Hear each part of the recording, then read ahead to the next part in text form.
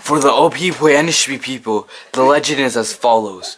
Long ago, after the Great Mystery, or Kichi first peopled the earth, the Anishinaabe, or original people, strayed from their harmless ways and began to argue and fight with one another.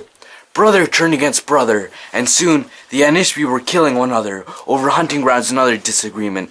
Seeing that harmony, Kichi decided to purify the earth. He did this with water. The water came in the form of a great flood, or Moshkibi-1, upon the earth, destroying the Anishinaabe people and most of the animals as well.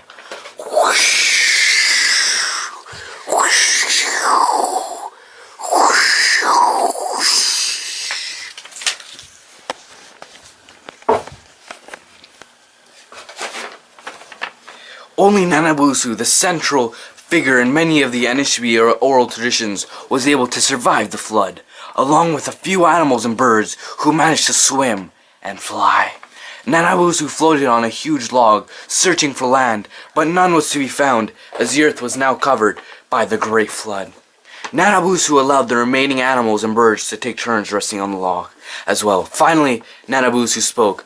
"I'm going to do something," he said. "I am going to swim to the bottom of this water and grab a handful of earth. With this small bit of earth, I believe we can create new land for us to live on with the help of four winds and Kichi-Manitou." So Nanabusu dived into the water and was gone for a long time. Finally he surfaced, and short of breath, he told the animals that the water is too deep for him to swim to the bottom. All were silent. Finally, Mang the loon spoke up. "I can dive under the water for a long way. This is how I catch my food. I will try to make it to the bottom and return with some earth in my beak." The loon disappeared and was gone for a very long time. Surely the others thought the loon must have drowned. Then they saw him float to the bottom of the water. "I couldn't make it to the bottom," he said. The water is too deep," he gasped. Then Zingibis, the helldiver, came forward and said, "I'll try next. Everyone knows I can drive great distances." So the helldiver went under. Again, a very long time passed, and the others thought he surely drowned. At last, too, he floated to the surface. He was unconscious, and not till he came around could he relate to the others that he, too, was unable to fetch the earth from the bottom. Many more animals tried, including the turtle, but none were able to reach the bottom. All had failed. Then a soft, muffled voice was heard. "I can do it!" He spoke softly. At first, no one could see who it was that spoke up. Then the little Wassuck muskrat stepped forward. "I'll try," he repeated. Some of the other bigger, more powerful animals laughed at the muskrat. Nanabusu spoke up. "Only Kichi-Manitou can place judgment on others. If Muskrat wants to try, he should be allowed to." So Muskrat dove into the water. He was gone for longer than many of the others who tried to reach the bottom. After a while, Nanabusu and the other animals are certain that the muskrat has given his life to reach the bottom. Far below the surface, the muskrat had in fact reached the bottom. Very weak of lack of air, he grabbed some earth in his paw. With all the energy he could muster, began to swim for the surface. One of the animals spotted the muskrat as he floated to the surface. Nanabusu pulled him up onto the log. "Brothers and sisters," Nanabusu spoke. "Muskrat went too long without air. He is dead."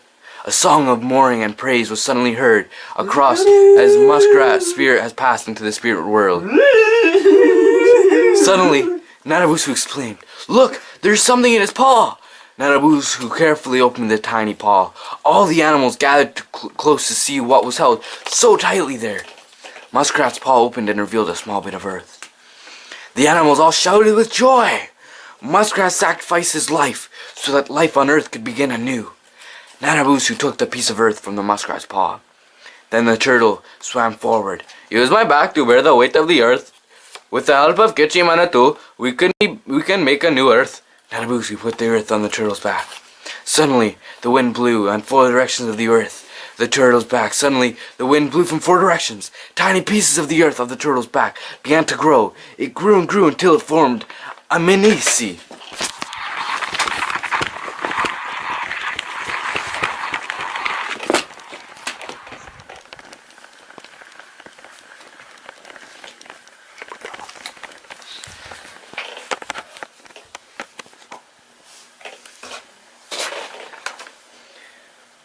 The island grew larger and larger. But still the turtle bore the weight of the earth on his back.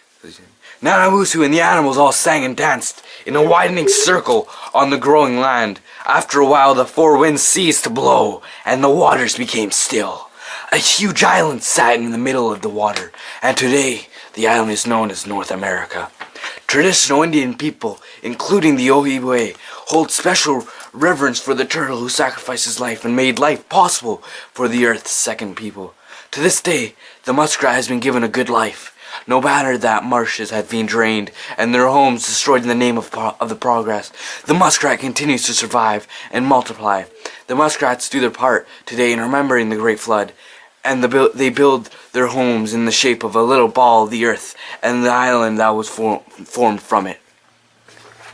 And that is the end of the Ojibway tale by Tarek Tells Tree Tales.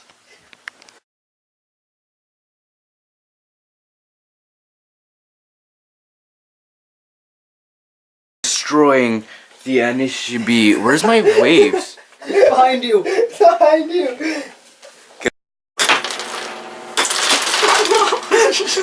He scored a fish cracker on me. This is a bad idea. First one on! This is a bad. So we're getting fish crackers everywhere.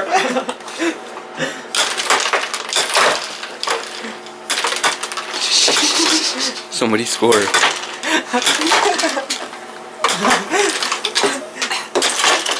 They're everywhere. We're gonna clean so much up. Damn it! Oh yeah! The tiny piece of the earth and the turtle began to grow. It grew and grew and grew until it formed a mini earthquake. A mini sea on the island in the water. It kept growing and growing and growing and growing until until it became. How's it going, guys? We were at the end! Oh no, and I just got to it? That's good. Oh no, how long? Oh no. Don't worry, guys. Yeah. How long is your video? Like 4 minutes, 5 minutes. You can 7. do it. And then It's 7 minutes! What?